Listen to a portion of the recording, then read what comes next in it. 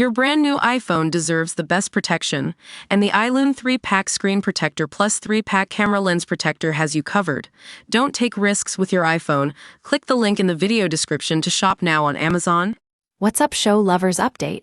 I've got a fascinating one for you tonight. If you're anything like me, you've been binge-watching Andor on Disney+, and you can't get enough of this show's complex characters and gripping storyline. But what really sets it apart from other Star Wars shows is its bold take on politics and social commentary. Let's talk about the latest episode that had everyone talking, the one where Dedra, a high-ranking Imperial officer, gets to weigh in on the Gorman genocide debate. Now, if you're expecting a typical Star Wars villain monologue, be prepared for something entirely different. The writers of Andor have created a nuanced and thought-provoking scene that humanizes even the most monstrous characters. For those who haven't been paying attention, the show's protagonist, Cassian Andor, has been tasked with infiltrating an Imperial test site on the planet Gorman to gather intel on their plans for mass slaughter. As he navigates this treacherous landscape, he encounters a cast of complex and multi-dimensional characters, from the charming but ruthless Imperial psychopaths to the desperate rebels struggling to survive.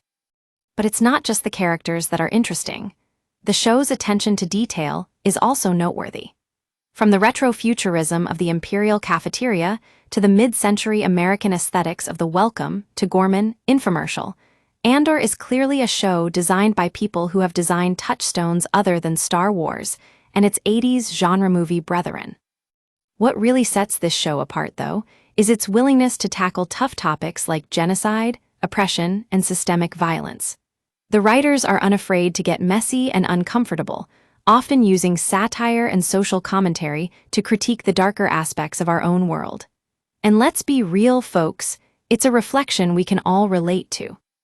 The latest episode shows Dedra debating the merits of dehumanizing the Gorman population, comparing them to their spiders, hoarding, and secretive. Sounds familiar, right? This is what happens when you take the most heinous villains and make them almost relatable. It's like watching a dark mirror of our own society. Now, I know some of you might be thinking, but Sean, complexity in villains can be overrated. And to that, I say, not necessarily. Real evil is often committed by people who are just as messed up and human as the rest of us. They may joke around with their coworkers or enjoy a nice cup of tea, but that doesn't make them any less terrifying. The key to making villains feel real is to give them humanity, flaws, and motivations that drive them to commit atrocities. Andor does just that, often using humor and irony to subvert our expectations and make us question what it means to be a good person. So, what's the takeaway from this episode? For me, it's about integrity, integrating your thoughts and words with your actions. It's about doing what feels right, even when it's hard or scary. Andor's quest is not just about stopping the Empire, it's about finding yourself in the process.